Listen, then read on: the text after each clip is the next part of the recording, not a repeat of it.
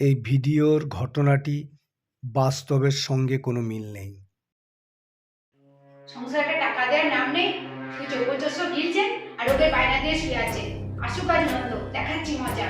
বুড়োটাকে যদি ঘর থেকে বার করতে না পেরেছি, আমার নামও প্রিয়া ব্যানার্জি নয়। হয়তো হয়তো নন্দ এসে গেছে, আসুক আজ। কি ব্যাপার প্রিয়া, কোনো প্রবলেম? যাক, তুমি এসে গেছো। তোমার আপনার এতক্ষণ ছিলেন। আমার জামা কাপড় সব গোছানো হয়ে গেছে, এবার আমি বাপের বাড়ি চলে যাচ্ছি। কি হয়েছে আমার করবে তো?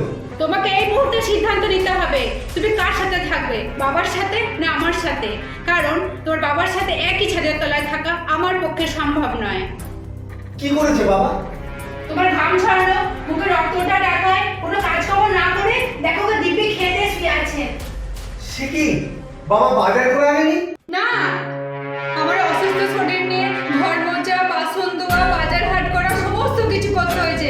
আমি একেবারে হাঁপিয়ে উঠেছি। সে কি, তাহলে ওকে রাখার এখানে দরকার কি আছে? আচ্ছা তুমিই বলো, ওকে তো রাখা হয়েছে তোমাকে দেখার জন্য।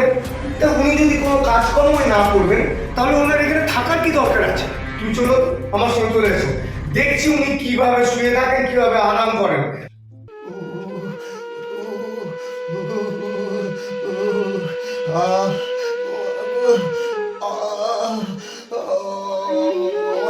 প্রচন্ড জ্বর এসছে।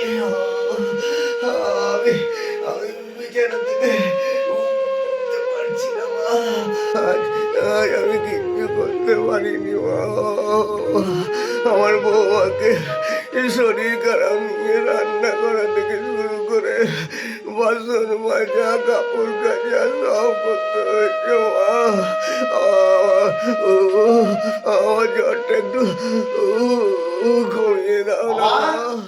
বাবা, বাবা, এই যে বাবা, বাবা শুয়ে শুয়ে তো বেশ আরাম করছো। আর এদিকে এদিকে আমার বউকে শরীর খারাপ নিয়ে পড়ে সব কাজকর্ম করতে হয়েছে। তাহলে তোমার এখানে থেকে লাভ কি?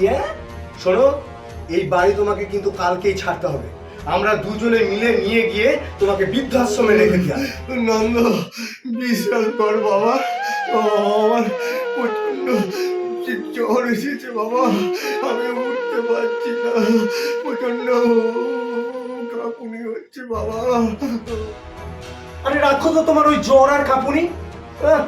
মাসে তোমার পিছনে যে টাকাটা খরচা হয়, তাতে আমি পাঁচটা কাজের লোক রেখে দিতে পারতাম। অকর্মণ্য কথা। ওভাবে বললে হবে না। এই যে শুনুন, বাইরে নতুন অতিথি আসছে, ঘরের দরকার, ঘরটা খালি করুন। চারিধারে যে নোংরা জামা কাপড়গুলো ছড়িয়ে ছিটিয়ে রেখেছেন না, সেগুলো একটা ব্যাগের মধ্যে ভরে রেডি হয়ে থাকবে। কাল সকালবেলা আপনার ছেলের আমি গিয়ে আপনাকে বৃদ্ধাশ্রমে রেখে আসবো। দেখবেন আবার যেন সকালে ডাকতে না হয়। নন্দ, নন্দ, আমি দাঁড়িয়ে দিই না বাবা, আমি তোদের ছেড়ে থাকতে পারবো না রে নন্দ। বাবা, আমি রান্না করা থেকে শুরু করে কাপড় কাচা, বাসন ধোয়া, বাজার করা সব আমি করে দেবো বৌমা। এক চড়ে গা লাল করে দেবো তোমার। নেকামো হচ্ছে না? তাহলে আজকাল কাজ করতে কি হয়েছিল তোমার? এরপর যদি তুমি মিথ্যা কথা বলেছো না, ঘুষি মেরে তোমার মুখ আমি ভেঙে দেবো। নন্দ, মুখে না বলে কাজে করে দেখিয়ে দাও। যত সব জঞ্জাল। এই যে শুনুন, আমাদের একটু শান্তিতেও থাকতে দেবেন না, আর কত জানাবেন? বৌমা চুপ করুন, কি তো ছোট লোক, আবার মা।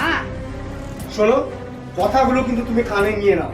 জানো কত ছোট ছেলেমেয়েরা মরে যাচ্ছে, তুমি মরতে পারো না? কি করবো বাবা, ভগবান যদি আমাদের দান দেন, আমরা কি করবো বল? আপনারা ভগবানের রয়েছে, পারেন না বাজার থেকে একটু বিষ নিয়ে এসে খেয়ে মরতে? বোমা, তুমি কি বলছো?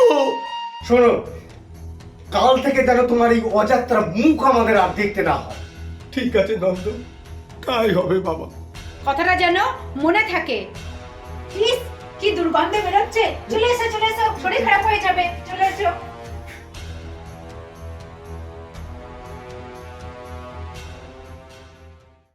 এ কি নন্দ, বৌমা, তোমরা? দ্বিতীয় অংশ শীঘ্রই আসছে।